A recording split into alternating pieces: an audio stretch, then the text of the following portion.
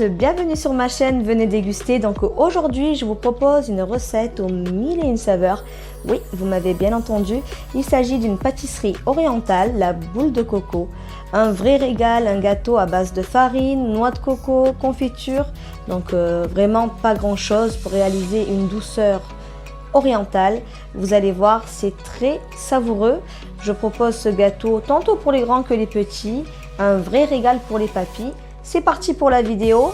Pour notre part, on se retrouve dans quelques minutes pour partager quelques astuces et réaliser au mieux cette boule de coco fondante en bouche. C'est parti! Allez, c'est parti, on prépare nos ingrédients qui s'affichent au-dessus. On prend un saladier, on casse les œufs, on rajoute l'huile. Donc il y a un petit problème technique, il faut bien battre et mettre le sucre. Ensuite, la farine. Je rajoute la levure chimique et le sucre vanillé, un sachet de chaque. On pétrit bien. Voici la bonne consistance, ni trop molle, ni trop dure.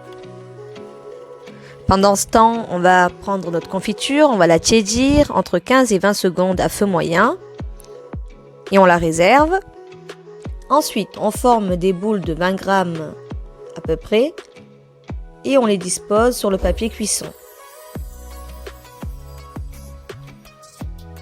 Donc si vous voulez les faire plus petites, vous pouvez les faire à 15 grammes.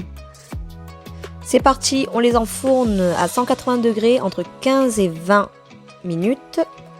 Première méthode, je prends une demi-sphère, je mets de la confiture au milieu, je prends la seconde demi-sphère, je les colle ensemble et je nappe généreusement de confiture.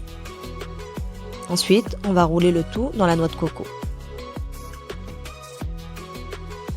Deuxième méthode, je prends la même pâte. Donc je fais un petit creux avec mon pouce. Donc on les enfourne.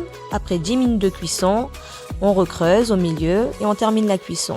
Donc on fait la même chose, confiture. Après on roule dans la noix de coco.